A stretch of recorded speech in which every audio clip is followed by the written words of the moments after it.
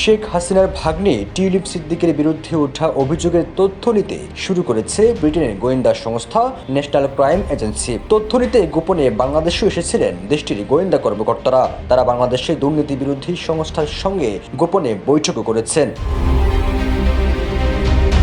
British সংবাদ মাধ্যম daily মেলের এক প্রতিবেদনে এই তথ্য জানানো হয়েছে। সেখানে বলা হয়, গেল মাসে বাংলাদেশের কর্মকর্তাদের সঙ্গে এই বৈঠক করে ব্রিটেন গোয়েন্দা সংস্থার একটি দল।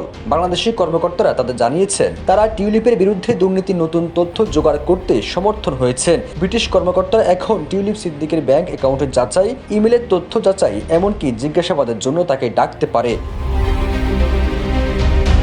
প্রতিবেদনে আরো বলা হয়, যুক্তরাজ্যের গোয়েন্দারা বাংলাদেশের দুর্নীতি বিরোধী সংস্থার সঙ্গে যে গোপন বৈঠক করেছেন তার আয়োজন করে ঢাকাস্থ ব্রিটিশ হাই কমিশন। ওই বৈঠকে ব্রিটিশ গোয়েন্দা কর্মকর্তাদের রূপপুর পরমাণু বিদ্যুৎ কেন্দ্রে টিউলিপের দুর্নীতি নিয়ে নতুন তথ্য প্রমাণ দেওয়া হয়। মুরতাজে অর্ডার করে জিতে নিন গাড়ি, বাইক, আইফোন সহ কোটি টাকার পুরস্কার। অর্ডার করতে ভিজিট করুন murtaj.com।